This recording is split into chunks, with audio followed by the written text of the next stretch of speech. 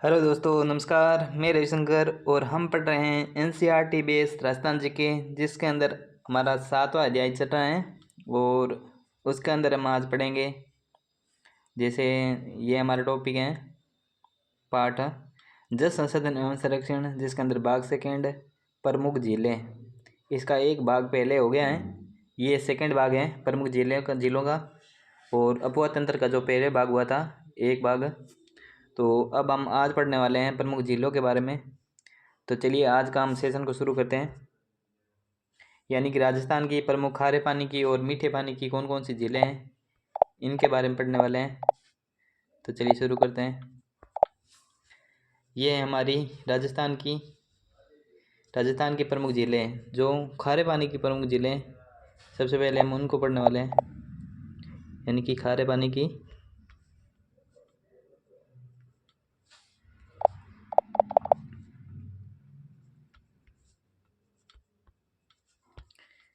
की झीलें कौन कौन सी हैं, उनको पढ़ रहे हैं। तो आपको सबसे पहले तो ये ध्यान में रखना है, जो ट्रिक है, यानी कि खारे पानी की झीलें याद करने की सिंपल सी ट्रिक है, जिससे आपको आसानी से याद आ जाएगी। यानी ये हमारी ट्रिक है, जैसे साड़ी का पल्लू कुत्ता फाड़े रे फाड़े रे फाड़े रे। आपको ऐसे याद रखना है कि साड़ी का पल्लू कुत्ता फाड़े रे फाड़े रे फाड़े रे। आप इस ट्रिक को 2-3 बार पढ़ोगे तो ये आपके दिमाग के अंदर रह जाएगी। और इस ट्रिक से आपको खारे पानी की सारी झीलें एक साथ याद रह जाएगी। जैसे याद रखना है, साड़ी का पल्लू कुत्ता फाड़े रे फाड़े रे फाड़े रे। तो इससे होती है, सबसे पहले सा से हो जाएगी, जो सांबर झील है जयपुर की, ये हो जाएगी सा से सांबर झील। डी से हो जाएगी डीडवाना झील, ये डीडवाना कुचामन के अंदर आती है जो। इसके बाद का से हो जाएगी जैसलमेर की जो काबो झील है, और एक सीकर की जो काछोर झील है, ये दोनों हो जाएगी। पे से हो जाएगी पचपंद्रा झील, जो बालोतर के अंदर स्थित है, पचपंद्रा। और लू से हो जाएगी लूणकंसर झील, जो बीकानेर के अंदर स्थित है। और इसके बाद कू से हो जाएगी कुचामन झील जो डीडवाना कुचामन के अंदर स्थित है। मेन रूप से ये कुचामन के अंदर आएगी, डीडवाना के अंदर आएगी, और कुचामन के अंदर आएगी। उसके बाद हो जाएगा था से हो जाएगी दो, जो ताल छापर है चूरू की, ये वाली हो जाएगी। और फा से हो जाएगी फलोदी झील, जो जोधपुर के अंदर स्थित है, फलोदी के अंदर स्थित है, सॉरी। और फिर डे से हो जाएगी डेगाना झील, और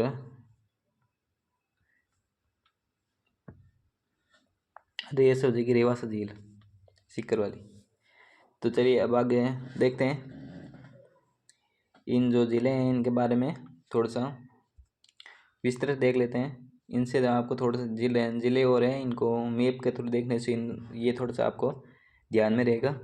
और सांभर झील है, ये 3 ज़िलों के अंदर फैली हुई हैं, ये आपको ध्यान में रखनी है। किस किस ज़िले के अंदर? डीडवाना कुचामन और अजमेर जयपुर ग्रामीण, इन तीनों के अंदर फैली हुई हैं सांभर झील। इसके बाद हम सबसे पहले पढ़ते हैं सांभर झील की स्थिति, यानी सांभर झील किस किस जिले के अंदर फैली हुई हैं। तो सांभर झील डीडवाना कुचामन, अजमेर और जयपुर ग्रामीण, इन 3 जिलों के अंदर ये फैली हुई है। यानी कि इन तीनों जिलों की जो सीमा है, इसके बीच के अंदर ये सांभर झील स्थित है। उसके बाद देखते हैं राजस्थान की सबसे बड़ी खारे पानी की झील है ये सांभर झील, राजस्थान की सबसे बड़ी खारे पानी की झील है। और ये आंतरिक अपवाह तंत्र की झील है।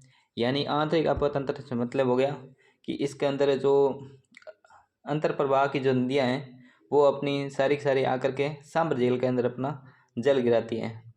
यानी इसलिए इसको आंतरिक अपवाह तंत्र की नदियाँ बोलते हैं। और इसी आंतरिक अपवाह तंत्र को ही और क्या बोलते हैं? अभिकेंद्रीय जो प्रवाह तंत्र होता है, ये भी बोला जाता है। और इसके अंदर कौन कौन सी नदियाँ नाले जो अपना जल गिराते हैं, वो कौन कौन सी हैं सांभर झील के अंदर? तो वो हैं खारी, खंडेल, मेथा, रूपनगढ़, ये नदियाँ हैं महत्वपूर्ण आपको याद में रखनी है चारों ये। तो यानी खारी, खंडेल, मेथा और रूपनगढ़, ये 4 नदियाँ तो बहुत इंपॉर्टेंट है। उसके बाद जपोक नाला, नलियासर का नाला और देवयानी का नाला, ये 3 नाले और हैं जो अपना जल सांबर झील के अंदर गिराते हैं। इसके बाद देखते हैं भारत के कुल नमक उत्पादन का 8.7% जो नमक है जो सांबर झील के अंदर है उत्पादित होता है। कितना प्रतिशत है नमक भारत के कुल नमक का? जो 8.7% जो नमक है वो सांबर झील से उत्पादित होता है। यानी 8.7% अकेली सांबर उत्पादन करती है पूरे भारत के कुल नमक उत्पादन का। यानी कि यहाँ से काफ़ी मात्रा के अंदर नमक का उत्पादन किया जाता है। उसके बाद आगे देखते हैं, यहाँ से सांबर झील पर यहाँ पर हिंदुस्तान सोल्ट लिमिटेड व सांबर सोल्ट लिमिटेड यहाँ पर कार्यरत है। यानी कि जो नमक उत्पादन का जो कार्य है वो किस कंपनियों के हाथ में है? तो हिंदुस्तान सोल्ट लिमिटेड व सांबर सोल्ट लिमिटेड है, इनके द्वारा यहाँ पर नमक उत्पादन किया जाता है। निर्माण, जो सांबर झील है इसका निर्माण किसके द्वारा करवाया गया था? तो सांबर झील का निर्माण वासुदेव चौहान द्वारा 550 ईस्वी के अंदर करवाया गया था। ये किस में लिखा हुआ है? तो ये बिजोलिया शिलालेख के अंदर जानकारी मिलती है कि जो सांबर झील है इसका निर्माण वासुदेव चौहान द्वारा 550 ईस्वी के अंदर करवाया गया था। इसके बाद आगे देखते हैं, राजस्थान के अंदर 2 वेटलैंड है। यानी वेटलैंड किसे बोलते हैं? यानी नम भूमि या फिर आदर भूमि या रामसर साइट, इनको बोला जाता है वेटलैंड। ये 2 है, कौन कौन सी है 2? तो ये हैं सांबर और केवलादेव। जो सांबर झील है ये भी वेटलैंड के अंदर शामिल है और केवलादेव है ये भी वेटलैंड के अंदर शामिल है। तो आगे बढ़ते हैं, आगे देखते हैं। तो ये जो वेटलैंड दिवस या नम भूमि दिवस, आदर भूमि दिवस, ये या फिर रामसर जो साइट दिवस है ये कब मनाया जाता है? तो वेटलैंड जो दिवस है 2 फरवरी को ये मनाया जाता है। आपको ये ध्यान में रखना है क्योंकि बेसिकली क्वेश्चन तो ऐसे ही पूछा जाएगा जैसे वेटलैंड दिवस कब मनाया जाता है, तो 2 फरवरी को मनाया जाता है। उसके बाद देखते हैं देवयानी तीर्थ स्थल है, इसको क्या बोला जाता है? जो देवयानी तीर्थ स्थल है इसे तीर्थों की नानी बोला जाता है। तीर्थों की नानी किसे बोलते हैं? क्वेश्चन ऐसे पूछा जा सकता है, अच्छा क्वेश्चन बनता है कि देवयानी तीर्थ स्थल है इसे अन्य किस नाम से जानते हैं? तो तीर्थों की नानी। और ऐसा भी पूछा जा सकता है तीर्थों की नानी किस स्थल को बोलते हैं? तो देवयानी तीर्थ स्थल है इसे बोला जाता है। उसके बाद साल्ट म्यूजियम जो यहीं पर स्थित है। आगे बढ़ते हैं सेकंड, डीडवाना झील के बारे में। डीडवाना झील है, ये डीडवाना मेन रूप से डीडवाना के अंदर स्थित है और जिला इसके अंदर आता है डीडवाना कुचामन। तो डीडवाना झील डीडवाना कुचामन के अंदर स्थित है।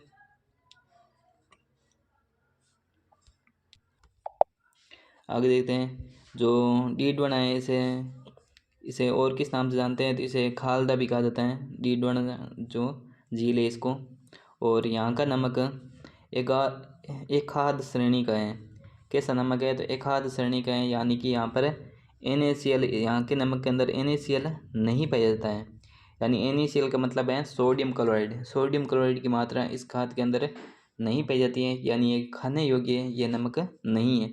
तो फिर जो डीडवाना कुचामन है यहाँ का डीडवाना झील के नमक का क्या उपयोग है? तो इसका जो उपयोग है वो रासायनिक कार्यों में, चमड़ा उद्योग में और कागज उद्योग, इसके अंदर इसका उपयोग किया जाता है। उसके बाद आगे देखते हैं, राजस्थान ये डीडवाना जो झील है इसके अंदर नमक उत्पादन का कार्य कौन सी कंपनी द्वारा किया जाता है? तो राजस्थान स्टेट सॉल्ट या फिर केमिकल वरम लिमिटेड है, इसके द्वारा यहाँ पर नमक उत्पादन का कार्य किया जाता है। और यहाँ पे आपको पूछा जा सकता है कि देवल क्या है? तो देवल यहाँ की नमक बनाने वाली जो निजी संस्थाएं होती हैं उन्हें क्या बोलते हैं? उन्हें देवल बोला जाता है। कहाँ पर? डीडवाना कुचामन के अंदर नमक बनाने वाली निजी संस्थाओं को देवल कहा जाता है। तो इसके बारे में थोड़ा सा ध्यान में रखना है, अच्छा क्वेश्चन बन सकता है यहाँ से। आगे देखते हैं, 55 झील, तीसरी खारे पानी की झील पढ़ते हैं। 55 खारे पानी की झील जो कहाँ पर स्थित है? तो ये बालोतरा के अंदर स्थित है। बालोतरा को जिला है जो बाड़मेर से अलग हुए हैं। और 55 झील है, इसका निर्माण पंचा भील द्वारा इसका निर्माण करवाया गया था। और इसके अंदर NaCl की मात्रा सर्वाधिक मात्रा यानी 98% मात्रा तक यहाँ पर पाया जाता है। NaCl की सर्वाधिक मात्रा 98% तक यहाँ पर मात्रा पाई जाती है NaCl की, यानी सर्वश्रेष्ठ जो नमक है वो है 15 जी से ही हमें प्राप्त होता है, यानी सर्वोच्च NaCl 98% NaCl का मतलब है 100% NaCl मान लो कि जो खाने के लिए जो सर्वाधिक उपयुक्त जो नमक होता है उनके अंदर सोडियम क्लोराइड की मात्रा सर्वाधिक होनी चाहिए, और वो है 55 जो बालोतरा के अंदर स्थित है झील, इसके अंदर सर्वाधिक सोडियम क्लोराइड की मात्रा पाई जाती है। तो यहाँ का नमक सर्वश्रेष्ठ नमक माना जाता है, खाने योग्य। इसके बाद आगे देखते हैं खारवाल। यहाँ का जो नमक उत्पादन का जो कार्य है वो खारवाल जाति के लोग मोरली झाड़ी का उपयोग करते हुए यहाँ पे नमक उत्पादन का कार्य करती है, यानी मोरली झाड़ी का उपयोग करते हुए यहाँ पर खारवाल जाति द्वारा नमक का उत्पादन का कार्य किया जाता है। उसके बाद आगे देखते हैं अच्छी है, यानी 55 झील है ये, यहाँ से काफ़ी अच्छा क्वेश्चन बनता है, थोड़ा ध्यान में रखना है इसको।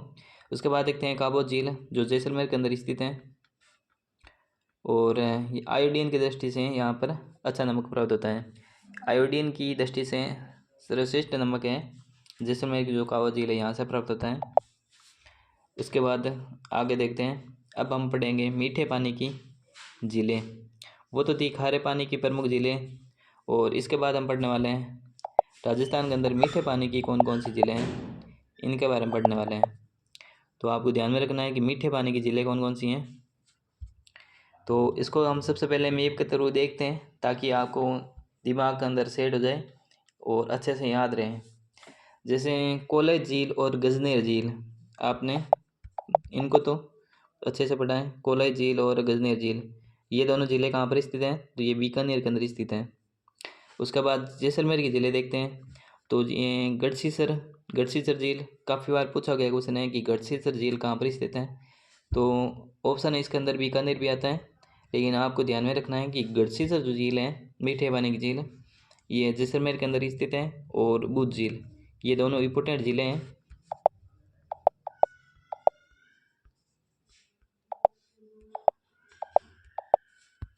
ध्यान में रखना है, यानी बूझ झील और गढ़सीसर झील। उसके बाद देखते हैं जोधपुर झील है, जोधपुर के अंदर स्थित झीलें मीठे पानी की झीलें, यानी यहाँ पर कायलाना और बालसमंद झीलें दो झीलें यहाँ पर स्थित हैं, महत्वपूर्ण झीलें हैं जो जोधपुर के अंदर स्थित हैं, कायलाना और बालसमंद झीलें।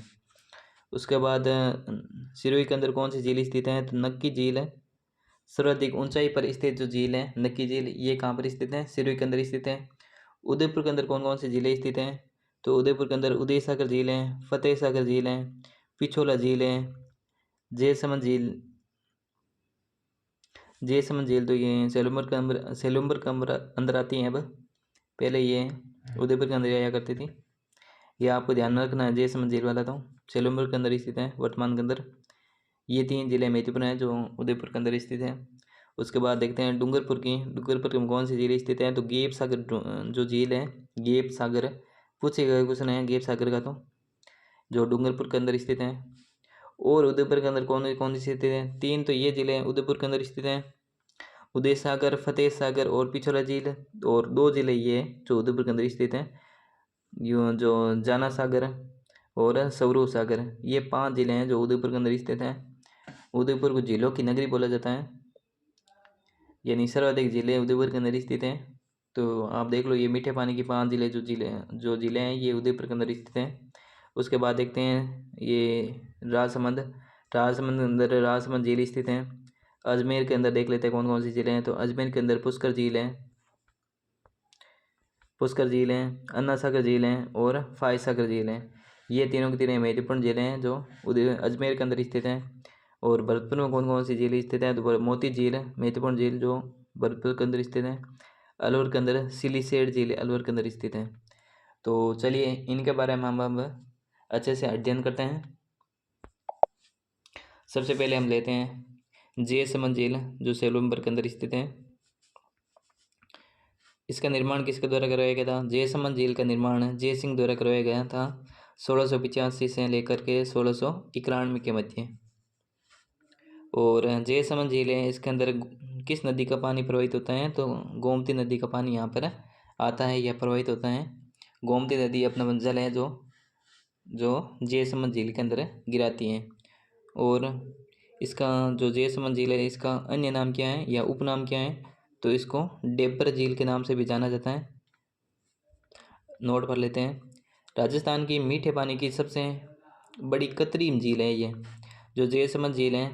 ये राजस्थान की मीठे पानी की सबसे कृत्रिम और सबसे बड़ी झील है। राजस्थान की मीठे पानी की सबसे बड़ी कृत्रिम झील कौन सी है? तो वो कौन सी हो जाएगी? जयसमंद झील है। उसके बाद आगे बढ़ते हैं। जयसमंद झील है, इसके अंदर 7 टापू स्थित हैं। यानी जो सबसे बड़ा टापू है उसे हम क्या बोलते हैं? बाबा का बाखड़ा। और सबसे छोटा टापू है उसे क्या बोलते हैं? प्यारी। ये दोनों क्वेश्चन काफ़ी इंपॉर्टेंट क्वेश्चन है, यानी काफ़ी बार क्वेश्चन पेपर के अंदर पूछा गया है। यानी कि आपको पता ही है कि जो बड़ा होता है, सबसे बड़ा होता है, यानी परिवार के अंदर जो बड़े बुजुर्ग होते हैं उनको हम क्या बोलते हैं? तो बाबा बोलते हैं। तो ये ऐसे याद रह जाएगा, जैसे बड़ा टापू है वो बाबा, और सबसे छोटा बच्चा होता है वो बहुत प्यारा होता है, क्यूट होता है। तो इसको याद रख सकते हैं हमें प्यारी की, यानी प्यारी जो टापू है वो सबसे छोटा है, और बड़ा जो टापू है वो बाबा का बागड़ा है। अब हम नोट पढ़ लेते हैं, यानी देखते हैं आगे। या मीणा व भील जनजाति निवास करती हैं। कौन कौन सी जाति हैं जो यहाँ पर निवास करती है? तो मीणा और भील जनजाति हैं जो जयसमंद के झील के आसपास निवास करती हैं। आगे बढ़ते हैं। श्यामपुरा व भाट नहरें। ये क्वेश्चन काफ़ी अच्छा क्वेश्चन बनता है यहाँ से कि श्यामपुरे और भाट जो नहरें हैं सिंचाई कार्य है, तो ये किस किस झील से निकाली गई हैं? तो श्यामपुरा और भाट नहरें ये किस सिंचाई कार्य है, तो जो किस झील से निकाली गई हैं? जयसमंद झील से निकाली गई हैं। दोनों को दोनों नहरें जो इम्पोर्टेंट है, श्यामपुरा और भाट नहरें। क्वेश्चन पूछा जा सकता है, अच्छा क्वेश्चन बनेगा जिस दिन यहाँ से पूछा जाएगा। चलो, श्यामपुरा और भाट नहरें ध्यान में रखना है। आगे देखते हैं। आगे हम पढ़ते हैं पिछोला झील। जो पिछोला झील कहाँ पर स्थित है? तो ये पिछोला झील उदयपुर के अंदर स्थित है। इसके किनारे, पिछोला झील के किनारे बागोर की हवेली और नटनी का चबूतरा स्थित है। नटनी किसे बोलते हैं? तो जो गल की बाई थी उसे नटनी के नाम से जाना जाता है, यानी कि गल की बाई का जो चबूतरा है उसे नटनी का चबूतरा कहते हैं। आगे बढ़ते हैं। पिछोला झील का निर्माण किसके द्वारा करवाया गया था? पिछोला झील का निर्माण एक बंजारे द्वारा अपने बेलों की स्मृति के अंदर इसका निर्माण करवाया था, पिछोला झील का। यानी एक बंजारे द्वारा बेलों की स्मृति में पिछोला झील का निर्माण करवाया गया था। और इस समय शासक कौन हुआ करता था? इस समय उदयपुर का शासक था वो राणा लाखा हुआ करता था, राणा लाखा। इसके समय पिछोला झील का निर्माण हुआ था। यहाँ पर यहाँ पर टापू के ऊपर, यहाँ पर एक टापू है, टापू के ऊपर ये जग मंदिर और जग निवास महल, ये दोनों को दोनों स्थित हैं। तो इसमें से क्वेश्चन पूछा जा सकता है, जैसे कि जग मंदिर और जग निवास महल ये किस झील के अंदर स्थित हैं? तो ये किस झील के अंदर स्थित हैं? पिछोला झील के अंदर स्थित हैं, उदयपुर के अंदर। दोनों अच्छे क्वेश्चन बनता है, यहाँ से याद में रखना है। और इससे आगे 1857 की क्रांति के समय अंग्रेजों ने यहाँ पर शरण ली थी। जो ये जग मंदिर महल है, जग निवास महल है, यहाँ पर 1857 की जब क्रांति हुई थी इस समय यहाँ पर अंग्रेज आकर के शरण लेते हैं। आगे देखते हैं। किनारे पर, यानी पिछोला झील है, इसके किनारे पर सिटी प्लेस स्थित है। सिटी प्लेस है ये किस झील के किनारे स्थित हैं? तो पिछोला झील के अंदर स्थित हैं, उदयपुर के अंदर। और इसकी तुलना जो फर्ग्यूसन था इतिहासकार है, इसने विंडसर के महलों से इसकी तुलना की है। किसकी? जो सिटी प्लेस है इसकी तुलना फर्ग्यूसन ने विंडसर के महलों से की है। आगे बढ़ते हैं। अब हम देखते हैं फतेह सागर झील। ये फतेह सागर झील ये भी उदयपुर के अंदर स्थित है। और फतेह सागर झील को अन्य किस नाम से जानते हैं? तो कनौट बांध और देवली तालाब के नाम से इसे जाना जाता है। और इस फतेह सागर झील का निर्माण किसने करवाया था? तो जय सिंह द्वारा इसका निर्माण करवाया गया था। उदयपुर के महाराजा हुए थे जय सिंह, उनके द्वारा निर्माण करवाया गया था अकाल राहत कार्यों के दौरान। यानी यहाँ पर अकाल पड़ा था और उसी अकाल राहत के लिए यहाँ पर इसका फतेह सागर झील का निर्माण करवाया था जय सिंह द्वारा। इसकी नींव किसके द्वारा रखी गई थी? जो फतेह सागर झील है इसकी नींव रखने वाला कौन था? तो ड्यूक ऑफ कनॉट द्वारा इसकी नींव रखी गई थी। ड्यूक ऑफ कनॉट जो अंग्रेजी अधिकारी हुआ करता था उसने इसकी फतेह सागर झील की निर्माण की नींव रखी थी। और फतेह सागर झील है इसको पुनः निर्माण किसके द्वारा कराया गया था? तो महाराजा फतेह सिंह द्वारा इसका पुनः निर्माण करवाया गया था और उसी टाइम से इसका नाम फतेह सागर झील रख दिया। और आगे बढ़ते हैं। टापू, यहाँ पर कौन सा टापू स्थित है फतेह सागर झील के अंदर? तो यहाँ पर एक टापू है जिस पर नेहरू उद्यान स्थित है। टापू के ऊपर नेहरू उद्यान स्थित है। आगे देखते हैं स्वरूप सागर झील है, ये भी उदयपुर के अंदर स्थित है और उदय सागर झील ये दोनों उदयपुर के अंदर स्थित हैं। याद में रखना है, इनके बारे में कोई ज़्यादा इंपॉर्टेंस नहीं है, मतलब इनको आपको ध्यान रखना है। जैसे स्वरूप सागर झील और उदय सागर झील दोनों कहाँ पर स्थित हैं? उदयपुर के अंदर स्थित हैं। आगे देखते हैं नक्की झील। तो नक्की झील कहाँ पर स्थित है? अच्छा क्वेश्चन बनता है यहाँ से भी। नक्की झील है ये माउंट आबू शिरडी के अंदर स्थित है। और राजस्थान की सबसे ऊंचाई पर स्थित झील कौन सी है? तो वो नक्की झील है। और सबसे ऊंचाई पर स्थित शहर भी कौन सा है? माउंट आबू के अंदर माउंट आबू ही, अब माउंट आबू ही होगा इसके अंदर। नक्की झील है इसकी पौराणिक मान्यता के अंदर है नक्की झील का निर्माण देवी देवताओं द्वारा नाखून से खोद कर किया गया है। यानी पौराणिक मान्यता है कि जो नक्की झील है इसका निर्माण है ये देवताओं द्वारा अपने नाखूनों से खोद कर किया गया था। लेकिन भूगोल इसको नहीं मानता है, भूगोल बोलता है, यानी भूगोल के अनुसार जो नक्की झील है इसका निर्माण ज्वालामुखी क्रिया द्वारा इसका निर्माण हुआ है। यानी ये एक कैसी झील है? तो ये एक क्रेटर झील है। यानी कि भूगोल के अनुसार कहा गया है कि ये नक्की झील है, यहाँ पर सबसे पहले ज्वालामुखी का विस्फोट हुआ था और ज्वालामुखी का विस्फोट होने के कारण जो यहाँ का लावा है वो चारों ओर जम जाता है और बीच के अंदर जैसे यहाँ से ये ज्वालामुखी फटता है यहाँ से और इसके बाद ये ऐसे से निकलता है लावा और यहाँ पर ये क्रेटर बन जाता है। तो ये क्रेटर बनता है तो यहाँ पर फिर बारिश का पानी इकट्ठा हो जाता है और यहाँ पर झील का निर्माण हो जाता है और इस झील को बोलते हैं क्रेटर झील। ये आपको ध्यान में रखना है।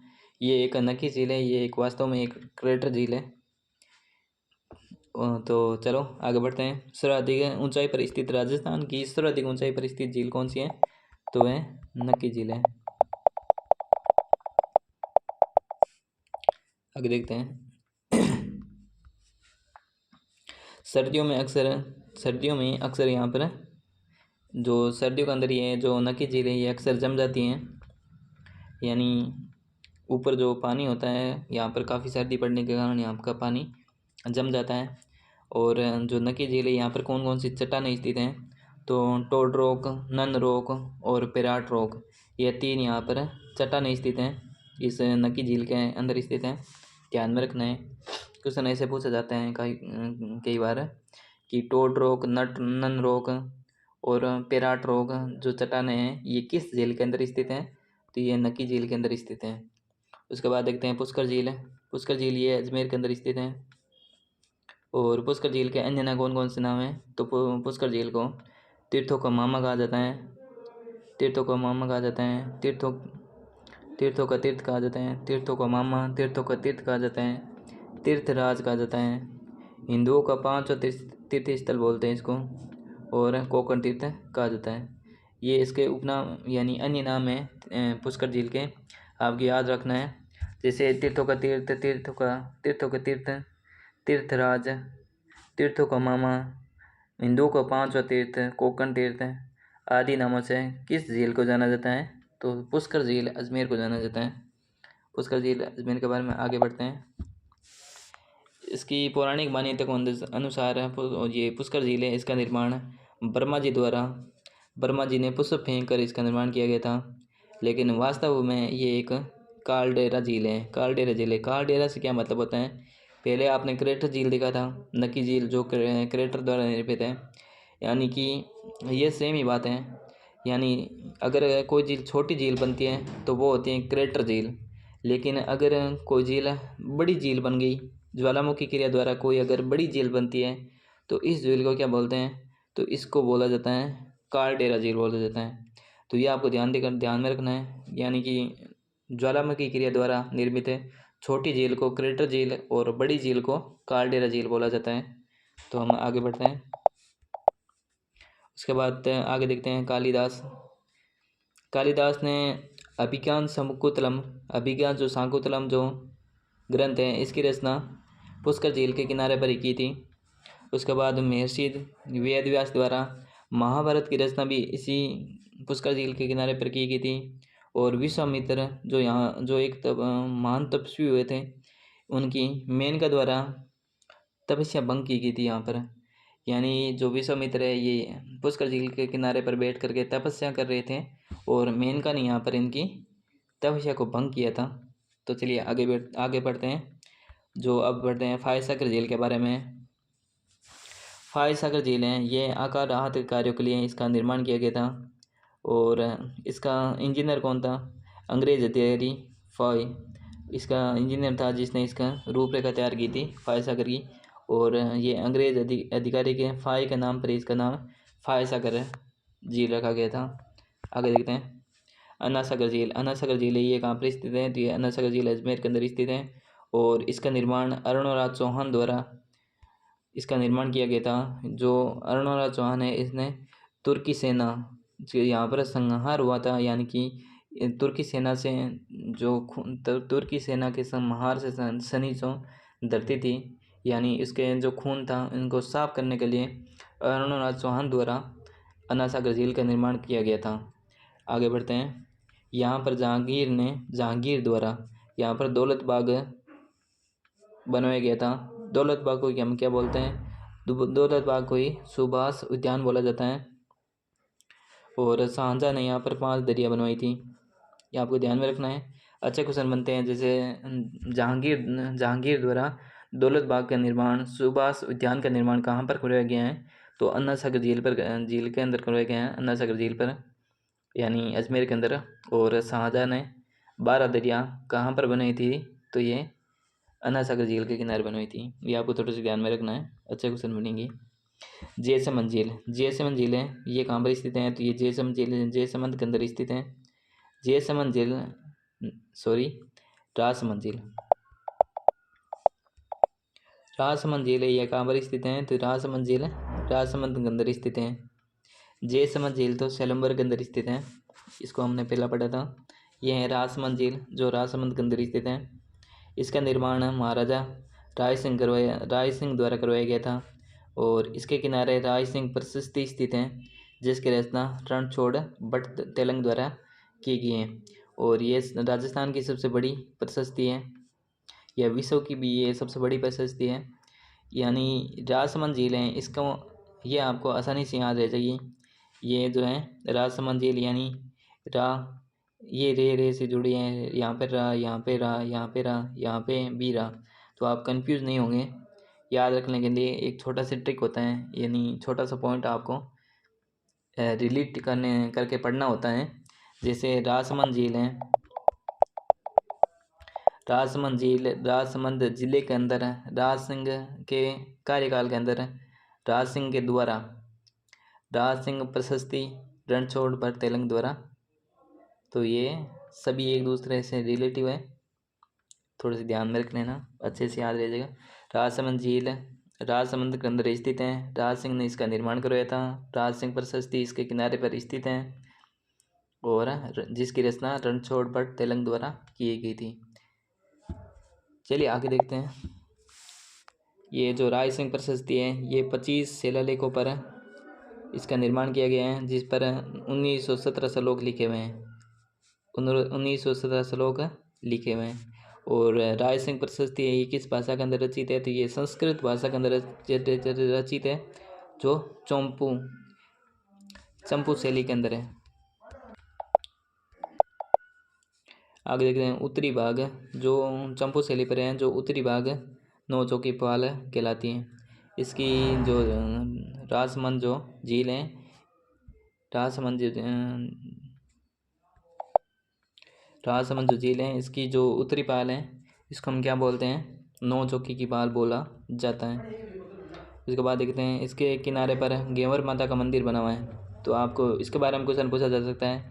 ये 2-3 बार आगे पहले क्वेश्चन पूछा भी गया है कि घेवर माता का मंदिर किस झील के किनारे स्थित है। तो घेवर माता का जो मंदिर है, ये जयसमंद झील के किनारे पर स्थित है।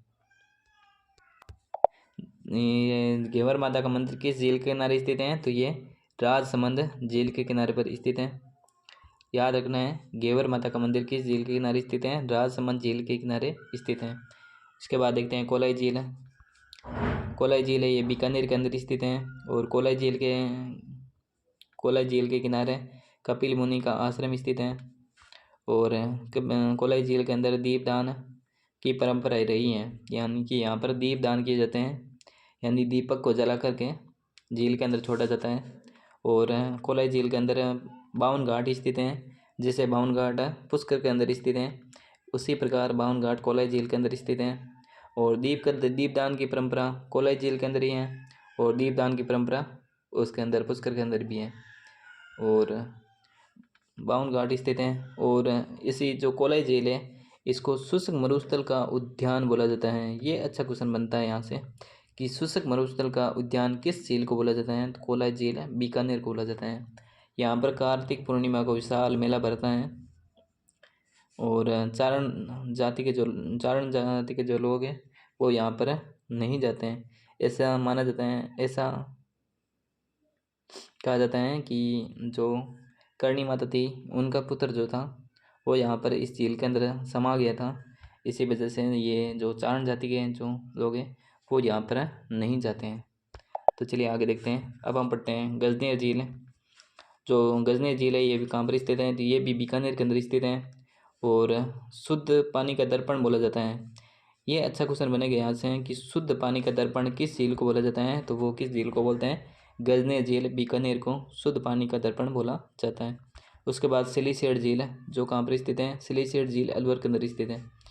ये क्वेश्चन ऐसे पूछा जा सकता है कि सिलीसेठ झील किस जिले के अंदर स्थित है? तो आपको याद रखना है अलवर के अंदर स्थित है। और इसका निर्माण किसने बनवाया था, या निर्माण किसने करवाया था? तो विनय सिंह द्वारा इसका निर्माण किया गया था। राजस्थान का नंद कानन बोला जाता है। किसको? सिलीसेठ झील है, इसको राजस्थान का नंद कानन बोला जाता है। थोड़ा सा ध्यान में रखना है। तो चलिए आज का सेशन हमारा यहीं पे समाप्त होता है। और ये था हमारा राजस्थान इतिहास 6 क्लास की 7 जो अध्याय था वो यहाँ पे कंप्लीट होता है। उसके बाद हम 8वां और 9वां 10वां 3 अध्याय और बच रहे हैं इसके। तो चलिए आज की सेशन को हम समाप्त करते हैं। ओके भाई, टेक केयर।